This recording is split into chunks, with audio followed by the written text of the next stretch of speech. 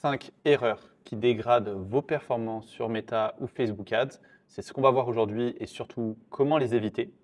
Je suis Ben, le cofondateur de l'agence Ben Vic. Ça fait 10 ans que je fais ce métier et ça fait 5 ans que j'ai l'agence Ben Vic. Autant vous dire que j'ai vu des centaines de comptes publicitaires durant mes 10 ans de carrière. Et l'idée aujourd'hui, c'est de vous partager ces erreurs que je vois depuis longtemps et que je continue à voir malheureusement. Alors la plateforme, elle a évolué, les outils, les stratégies aussi, mais il y a des erreurs qu'on continue de voir et qu'on continue de voir depuis des années. Et l'idée aujourd'hui, c'est de les regarder ensemble pour que vous puissiez les éviter et ne pas les reproduire. On va passer tout de suite sur mon écran et je vais vous partager ça. On est donc parti sur ces 5 erreurs qui ruinent 80% des campagnes sur Meta. On va commencer tout de suite avec la première qui va être la structure de campagne. Ça, c'est la plus classique. Je ne sais pas pourquoi, mais il doit y avoir des vidéos sur YouTube qui poussent cette idée-là, mais il y a beaucoup de comptes qui sont surstructurés. C'est-à-dire que votre structure de campagne, elle a plus d'intérêt à être simple que granulaire. C'est-à-dire, Meta vous le dit, c'est marqué partout et vous n'avez aucun intérêt à faire ça. La simplicité va souvent l'emporter. Il y a certains cas qu'on va voir ensemble où ça peut ne pas être le cas, mais dans la majorité des cas, c'est plus intéressant de faire une structure qui est simple qu'une structure qui est trop granulaire. Souvent, je vois des campagnes et des structures de campagne où on a une campagne d'acquisition, on a une campagne d'acquisition test, on a une campagne d'acquisition scaling.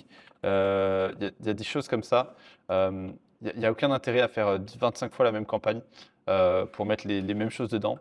Ça n'a aucun intérêt. Si vous voulez une structure simple, vous mettez une campagne d'acquisition, une campagne de remarketing et pourquoi pas une campagne de test créa si vous avez un budget qui est nécessaire.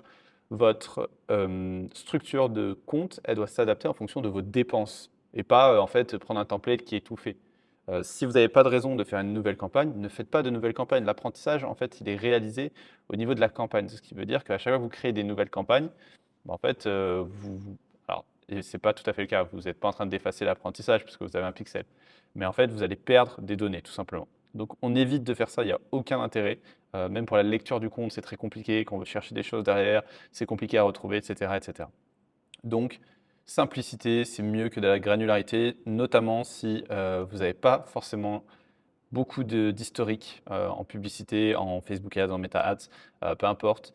Si vous n'avez pas beaucoup d'historique, enfin si ça fait pas longtemps que vous en faites et que vous avez regardé quelques vidéos YouTube et que vous pensez que ça y est, euh, mettez l'accent sur la simplicité, ça sera beaucoup mieux pour la suite. Comme je disais, il faut qu'elle soit adaptée au budget. C'est-à-dire vos campagnes, votre structure, votre façon de fonctionner, ça doit être adapté à votre budget. C'est le plus important. En gros, plus vous allez avoir de budget, plus potentiellement, et c'est même pas vrai tout le temps, vous allez pouvoir ajouter de la granularité, mais c'est pas forcément vrai. Je connais des comptes qui dépensent 200, 300 000 euros par mois, qui en fait le font avec 3-4 campagnes. Donc ça se fait et il n'y a aucun souci avec ça. C'est pas du tout obligatoire, mais ça peut le justifier, que votre structure change au fur et à mesure que votre niveau d'investissement évolue. Comme je vous disais tout à l'heure, une campagne d'acquisition, une campagne de remarketing, une campagne de réachat. Potentiellement, vous pouvez même rajouter une campagne de test créa si vous le souhaitez. Mais ce n'est même pas quelque chose qui est forcément obligatoire. Si vous avez un budget qui est faible, je vous conseille d'aller plutôt sur une structure de campagne où vous allez tester vos nouvelles créas directement dans votre campagne d'acquisition. Enfin, il faut qu'elle soit adaptée au business. Et donc, ça, c'est la partie la plus intéressante. Adapté au business, ça veut dire quoi? Ça veut dire que chaque business a des enjeux qui sont différents. Et donc, la structure, elle doit coller en fait à ces enjeux-là.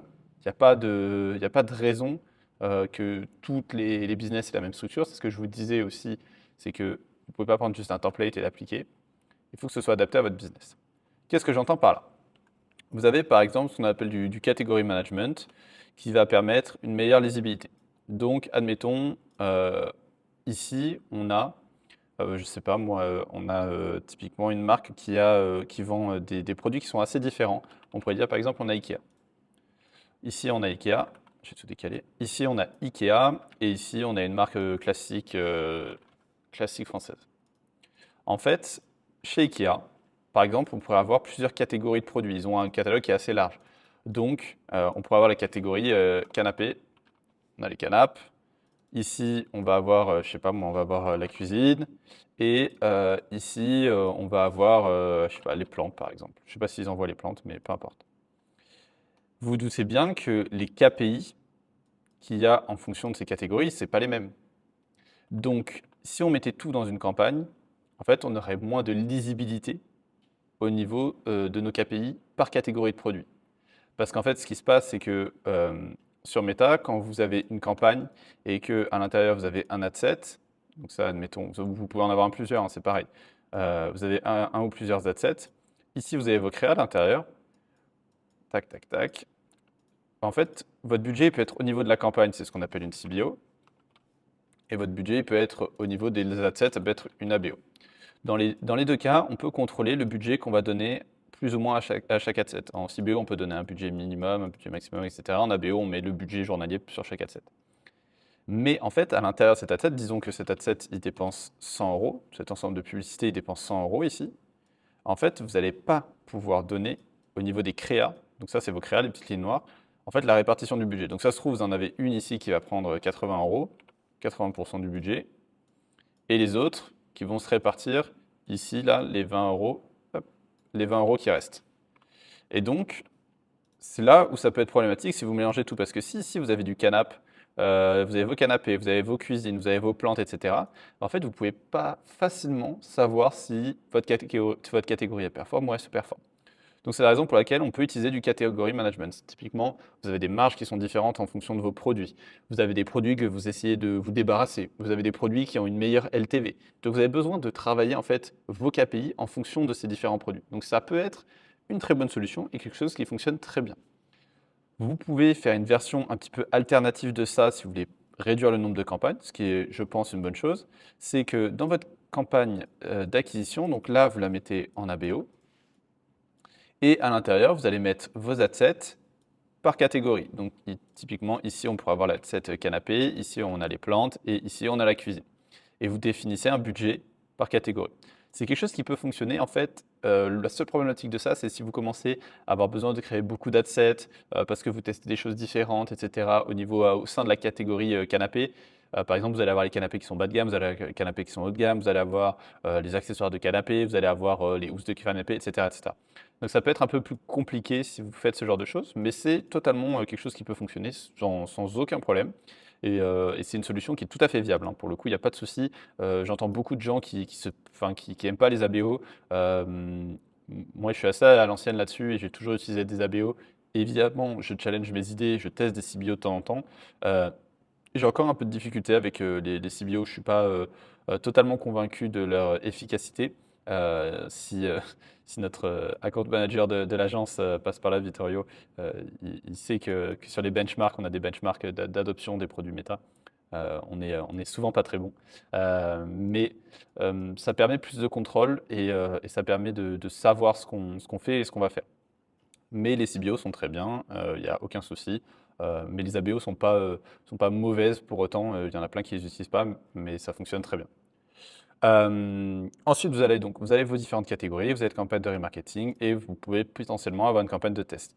J'ai fait une vidéo sur les tests créa et comment ça s'organise. J'ai fait un article aussi sur ce sujet sur Motion, un outil d'analyse créa. Mais grosso modo, ce que vous faites, c'est que vous testez vos concepts ici. Vous prenez les concepts qui sont comparables, hein, ne comparez pas des canapés et des cuisines, quoi. Vous prenez les top concepts ici, et ces top concepts, il ne faut pas les comparer directement. Par exemple, les top concepts canap, vous ne comparez pas ça avec ça directement. L'idée, c'est de dire, OK, sur mes nouvelles créas, laquelle fonctionne le mieux, et celle qui fonctionne le mieux dans vos nouvelles créas, ensuite, vous pouvez les pousser dans votre catégorie, dans votre campagne d'acquisition. Autre structure beaucoup plus simple et qui fonctionne très bien, acquisition, remarketing / DPA. Et votre campagne de test, si vous le souhaitez, pareil, de la même façon, c'est quelque chose que vous pouvez effacer et que vous pouvez inclure directement dans votre acquisition. Notamment si vous avez une ABO, mais en CBO, vous pouvez aussi mettre un budget minimum à dépenser sur l'adset pour que vous puissiez tester vos créas. Donc ça fonctionne aussi très bien. Voici pour la partie structure et des différentes problématiques qu'on va rencontrer dans la structure d'une campagne. On va repartir ici et aller sur la deuxième carte, l'optimisation des créas. Alors celui-là, il est très très très intéressant. Alors ne vous inquiétez pas, je vais vous détailler un petit peu les différents chiffres qu'on est en train de voir, ça ne ressemble pas à grand-chose.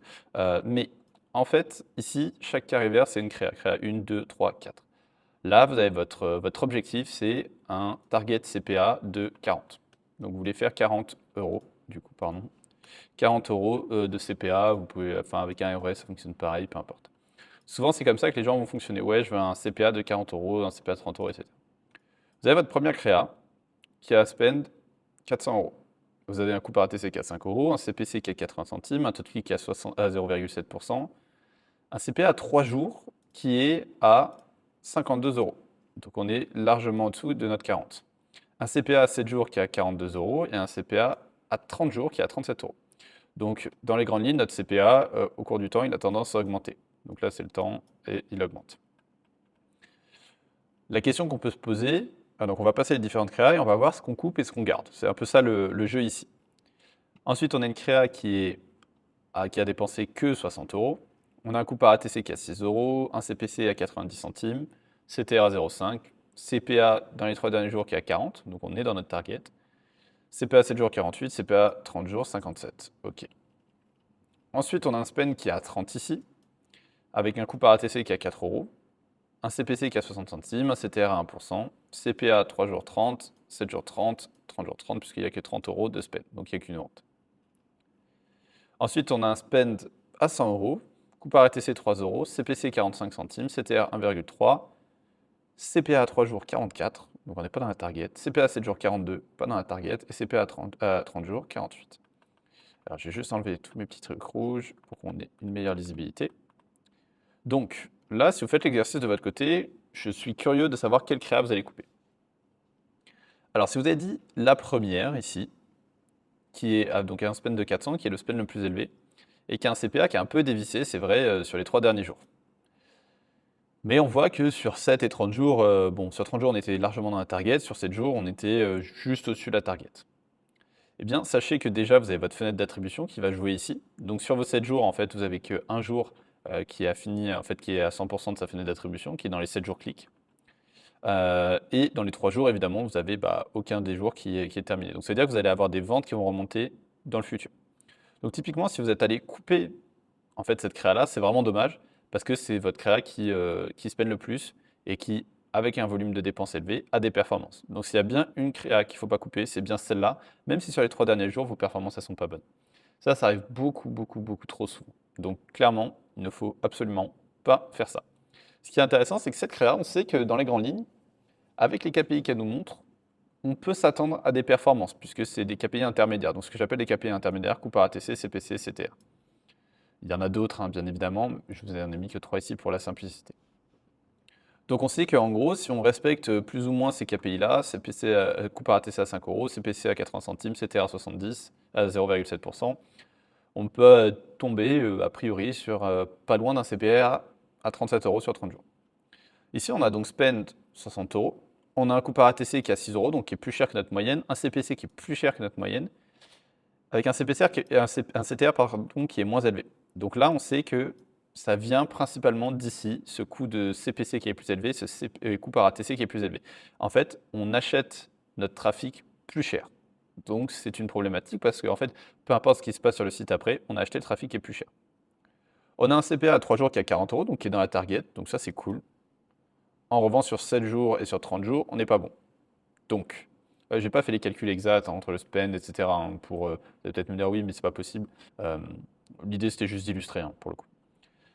Là, déjà, quand vous avez un target CPA à 40 et que vous avez dépensé 60 euros, il n'y a aucune décision à prendre. C'est-à-dire que c'est beaucoup trop tôt. Donc la question ne se pose même pas de si c'est pertinent ou pas pertinent. Donc vous pouvez laisser tomber, vous n'avez même pas besoin de perdre du temps, vous avez dépensé 60 euros, c'est même pas 2 fois votre target CPA. Donc c'est même pas la peine de vous poser de questions. En fait, vous avez dépensé déjà 2 à 3 fois votre CPA target pour essayer de commencer à regarder les chiffres. Ici, ce n'est pas le cas. Si jamais on avait dépensé plus, on pourrait se dire, OK, on est un peu cher sur le trafic, donc là, potentiellement, il y a quelque chose à travailler au niveau du CTR. On a un CPA sur 3 jours qui est bon, donc a priori, ça va encore baisser ça dans les 7 prochains jours. C'est vrai que c'était pas bon au début, mais c'est en train de s'améliorer. Donc celle-là, je la laisse tourner. Celle-là, je la laisse tourner aussi, on l'a dit. Celle-ci, spend de 30 euros déjà, je ne me pose pas plus de questions, c'est pas la peine de regarder. En revanche, elle est plutôt prometteuse, mais elle est plutôt prometteuse sur 30 euros de spend, donc ça veut tout et rien dire. Coût par ATC 4 euros, très bien, un CPC qui est pas cher, un CTR qui est bon, et on est à peu près bon dans toutes les targets, clairement. Ça, c'est plutôt une bonne créa, donc on va la laisser tourner sans problème et faire son petit bonhomme de chemin. Ensuite, on en a une ici qui est un spend à 100 euros, donc on est à plus de 2 fois le CPA. On a un coût par ATC qui est à 3 euros, un CPC qui est pas cher, un CTR qui est super bon. Et en revanche, on est au-dessus au niveau de notre target de conversion. Alors ici, les bourrins un petit peu de Facebook et de Meta vous direz, ouais, vous la coupez, il y a que le CPA qui est intéressant, nanani, nanana. La réalité, c'est que cette créa, si vous la coupez, vous allez probablement avoir des performances qui vont baisser sur tout le reste. Donc là, alors, et encore, elle n'a pas beaucoup d'investissement, mais c'est d'autant plus vrai si elle a plus d'investissement. En fait, c'est une créa qui vous permet d'acquérir du trafic pas cher, qui est qualifié puisqu'il fait des ATC pas chers, avec un taux de clic qui est intéressant. Alors oui, les gens ne convertissent pas tout de suite, effectivement. Mais en fait, c'est typiquement le genre de créa que si vous la coupez, vous allez avoir une dégradation de vos performances au global. Donc faites très attention à ça. Là, en l'occurrence, il faut la laisser tourner, cette créa-là. C'est une créa qui doit tourner plus longtemps pour mesurer la performance. Donc, ici, dans toutes ces créas, il n'y en a aucune qu'on coupe. Ces deux-là, pas assez de spend. Celle-là, très prometteuse, malgré le fait qu'elle ait des CPA qui ne soient pas bons. Et celle-ci, évidemment, c'est pas parce qu'elle a des mauvaises performances sur les 3 derniers jours qu'il faut la couper, parce qu'elle a montré des performances intéressantes sur la majorité du temps. On passe ensuite à la partie diversité créative. Donc là, j'ai pris un exemple avec Théo Broma de Créa, où on a une certaine diversité créative. Alors, il y a des choses évidemment à revoir sur ces créas. On peut passer 1 minute là-dessus. Mais typiquement, ici, on a un Us versus Dem, où on a 2 fois les mêmes textes. Il n'y a pas vraiment d'intérêt. En fait, on pourrait marquer ici tout simplement, par exemple, Not Yuka au milieu. Ça nous éviterait de lire 2 fois en fait le texte. Et, mince. Et ici, on pourrait mettre tout à fait 0 sur 100. Bon, 0 sur 100, c'est un peu abusé, je trouve. Mais bon, en fait, je trouve que sur les créas là, de ce compte, ils ont un peu abusé sur les claims. Mettre quelque chose comme ça, alors il faudrait mettre ça en plus petit. Mais en fait, ça nous éviterait de lire 2 fois Not Yuka. Parce qu'en fait, ça fait beaucoup de texte pour rien. Et on aurait un truc comme ça au milieu avec les différents points, effet plâtre, nanani nana. Bon, le problème de cette créa, typiquement, là, c'est qu'ils ont grave abusé sur les trucs. Les autres crèmes, elles n'ont pas 0 sur 100. Elles n'ont pas 100% d'effet plâtre. Euh, j'ai rarement vu, c'est quoi? C'est des crèmes solaires. Je sais pas si toutes les crèmes solaires assèchent la peau. Euh, et pas OK, peau sensible. Et OK, peau sensible, enfin, ça fait un peu. On dirait un peu que c'est un enfant quoi, qui a écrit ça. OK, peau sensible, pas OK, peau sensible. Ça veut rien dire pas OK, quoi. Enfin, en tout cas, ça fait pas très pro, je trouve. Mais peu importe, celle-ci, plutôt pas mal. Offre de lancement 24. Je sais pas si c'est 24 euros ou si c'est autre chose. C'est un peu dommage, j'ai pas tout à fait compris. Pas le temps, le matin, hydrater lycée unifié en un seul geste. Ok, pourquoi pas. Je sais pas si c'est vraiment le claim, c'est que les femmes n'ont pas le temps le matin, j'en sais rien. J'avoue que je me pose pas tout à fait la question. Et ici, le secret anti-cerne des mannequins. Ok, 5 étoiles ici, pourquoi pas. 100% des utilisatrices ne peuvent plus s'en passer. Je pense que c'est un peu abusé de la même façon. Je pense même, je me demande si c'est pas interdit de dire un truc comme ça.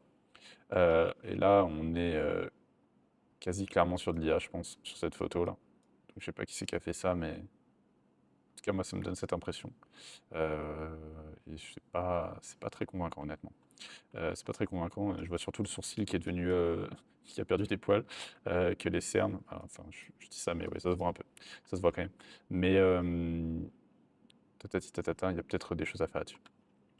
En tout cas, ce qui est intéressant ici, c'est qu'on a de la diversité au niveau des créas. On peut aller plus loin, mais en fait, ce qui manque ici, ça va être cette matrice, angle et format et l'hypothèse. En fait, on n'a pas vraiment d'hypothèse qui est testée ici. On ne sait pas vraiment ce qu'ils essayent de tester. Alors peut-être que c'est le cas de leur côté et que je ne m'en rends pas compte, mais j'ai pas l'impression qu'ils testent quelque chose, mis à part un format, j'ai pas l'impression qu'ils testent un angle marketing. Donc c'est-à-dire qu'ils ont fait des formats différents ici. Donc ils ont, pardon, plutôt comme ça. Non, c'est ça. Des formats différents comme ça. Là, ils ont mis Us versus Them, avant-après, etc., etc. Mais c'est qu'il n'y a pas d'angle marketing. C'est-à-dire qu'en fait, il aurait fallu faire cette créa-là avec les différents angles marketing qui vont avec. Et là, je l'ai vu qu'une fois cette créa-là. Donc c'est un petit peu dommage. En fait, vous devez utiliser cette matrice-là. Vous devez répondre ou tester une hypothèse. Et ensuite, vous dites, OK, ça, c'est mes 3 formats qui marchent tout le temps. Donc, je les mets là. Ça peut être l'UGC micro-trottoir, ça peut être une image comme ci, comme ça peut être un FGC où on présente tel ou tel truc de telle façon. Et ensuite, vous allez prendre 3-4 formats que vous n'avez jamais testés ou qui n'ont pas fonctionné par le passé. Et vous allez les retester. Ensuite, vous allez définir vos angles. Typiquement, sur les cernes, on peut définir plusieurs angles différents. On va faire nos angles marketing. OK, comment j'approche la problématique, comment je parle à mon audience. Et on va multiplier ça, on va dire, OK, bon, bah, pour le format us versus them et l'angle anti-cerne, je sais pas, et l'anti-cerne des mannequins, je vais faire tel créa. Pour le format micro-trottoir, nanana, et l'angle anti-cerne des mannequins, je vais faire tel format. Donc, je sais pas moi, je vais aller devant la Fashion Week et je vais proposer à des mannequins de tester mon produit, etc., etc. C'est ce qui nous permet d'avoir de la diversité créative et du coup de driver la performance. Ça, si vous faites ça aujourd'hui, vous allez battre 99% des e-commerçants français. Personne n'a envie de s'embêter avec ça, malheureusement.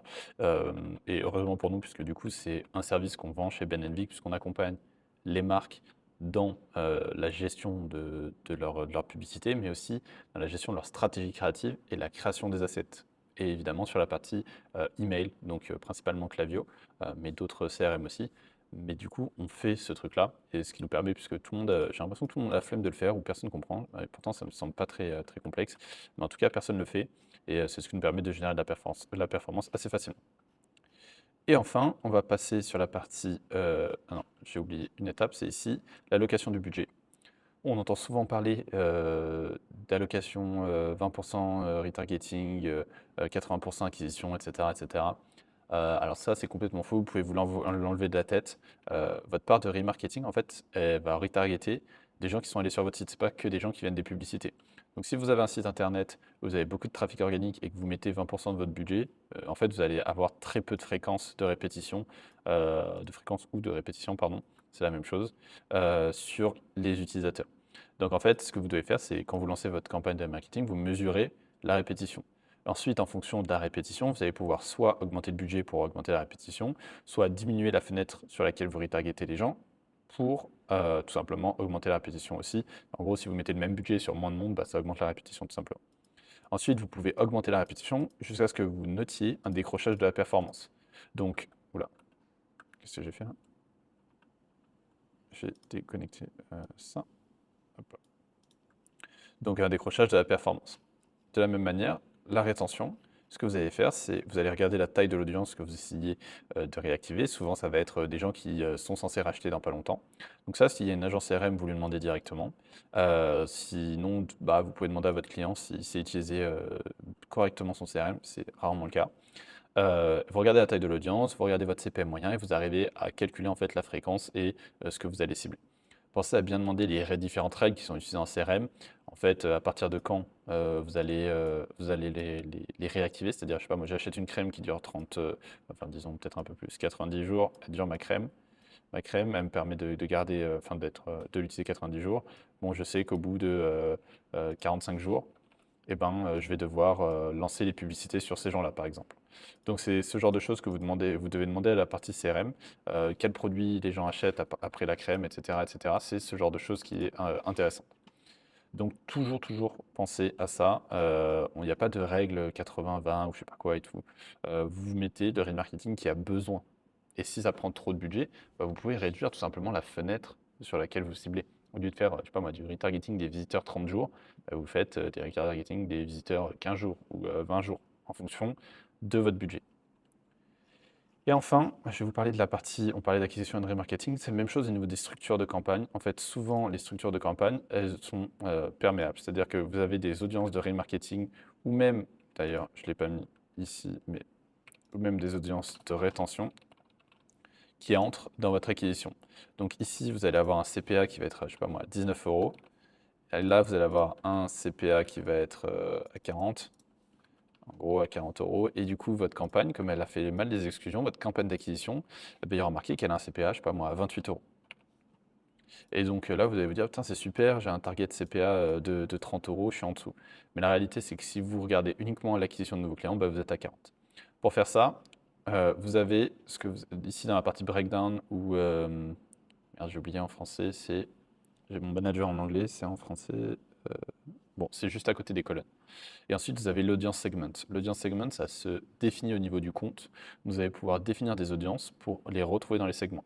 Donc, audience engagée et new audience. Donc, en fait, derrière, vous allez avoir l'audience engagée, les clients existants et la new audience. Donc, tout ce que vous n'allez pas mettre dans audience engagée, c'est-à-dire remarketing, vos followers, les visiteurs du site, tout ça, tout ça, tout ça. Et dans vos clients existants, c'est-à-dire votre base de données, votre pixel et la partie Klaviyo, ça vous permet d'avoir quelque chose de complet de cette manière-là. Ça sera du coup de la new audience. Et vous verrez que votre CPA, ça sera plus du tout le même. Donc faites très attention à ça, notamment si votre campagne elles sont gérées n'importe comment. Si vous passez d'un CPA de 19 à 40 en new audience, vous pouvez changer d'agence si vous n'avez pas d'agence et vous pouvez prendre une agence si c'est vous qui le faites. Au niveau des exclusions qu'on peut réaliser sur ces campagnes-là, je vous conseille toujours d'utiliser ces trois méthodes. Votre base de données, un CSV avec le nom, le prénom, email, téléphone que vous donnez à Meta. Ça vous permettra d'augmenter la correspondance en fait, des profils avec ce que vous allez envoyer. Reverse ETL, souvent c'est Klaviyo, donc synchro Klaviyo, hop, hop, avec Meta. J'ai fait une faute. Synchro. Hop. Et enfin, la partie pixel. Ça remonte que 180 jours sur le pixel sur les events qui sont website, 365 sur les events qui sont plateforme. Donc 180 jours, je sais pas moi, purchase, souvent ça va être ça. Et vous pouvez ajouter ces gens-là typiquement sur vos exclusions. Vous pouvez même aller plus loin et dire j'ai envie d'exclure mes audiences typiquement de 180 jours visite sur le site, si vous voulez vraiment aller chercher des nouvelles personnes. Ça dépend en fait comment visiteur, ça dépend comment vous considérez les choses. Si vous considérez que quelqu'un qui est venu sur votre site mais qui n'a rien fait d'autre, qui n'a pas acheté et potentiellement qui vous a oublié, est-ce que vous voulez le retargeter avant les 6 derniers mois ou pas? Donc là, c'est à vous de voir comment vous voulez travailler de ce côté-là. Mais l'idée étant d'acquérir des nouveaux clients tout le temps, bon bah là, ça permet d'aider ce genre de choses. Et nous avons fait le tour sur ces différents points. Je vous fais un récap très rapidement. Structure de campagne, la simplicité est évidemment le point le plus important, adapté au budget. Je vous ai mis des structures de campagne ici. On peut faire du category management, mais il faut que ce soit justifié. On ne le fait pas pour le faire. L'optimisation des créas, ici on a vu les créas qu'il ne fallait pas désactiver, donc quasi toutes, soit target CPA qui est plus trop, spend qui est trop faible par rapport à l'objectif, des performances qui se dégradent récemment mais en fait qui ont historiquement été bonnes, et des performances qui ne sont pas bonnes mais qui en fait ont des très bons KPI intermédiaires qui vont en fait générer de la performance mais pas directement. La diversité créative, vous pouvez utiliser cette matrice très simple, la faire dans un Google Sheet pour aller générer en fait différentes créas, la diversité créative, ce qui va faire de la performance. Diversité créative plus volume égale performance. Ensuite, on a l'allocation de budget. Je ne veux plus jamais entendre parler de ce 20% de budget en remarketing, 80% d'acquisition. C'est vraiment des bêtises. Ça dépend de votre site, de votre trafic organique, de vos autres sources de trafic, etc. Donc faites très attention à ça. N'ayez pas une vision simpliste de la chose. Et enfin, l'acquisition et le remarketing, donc on vient d'en parler. Faites attention à vos exclusions. Vous pouvez regarder dans la partie breakdown ici vos segments d'audience. Donc il faut qu'ils soient définis en amont. De la même manière, ça fait un peu plus d'un an et demi, 2 ans que c'est sorti. Peut-être que j'abuse un peu, peut-être que c'est qu'un an. Et ça vous permet de vérifier l'investissement et les performances par type d'audience. Donc attention, vérifiez quand même vos types d'audience pour vous assurer que l'audience engagée, c'est bien l'audience engagée, que l'audience de réachat, c'est bien l'audience de réachat, et vous allez pouvoir voir avec des lignes les différentes performances. Je vous remercie d'avoir suivi cette vidéo. Si vous avez des questions ou quoi que ce soit, n'hésitez pas à laisser un commentaire, me contacter directement sur LinkedIn, et je vous dis à la prochaine. Merci.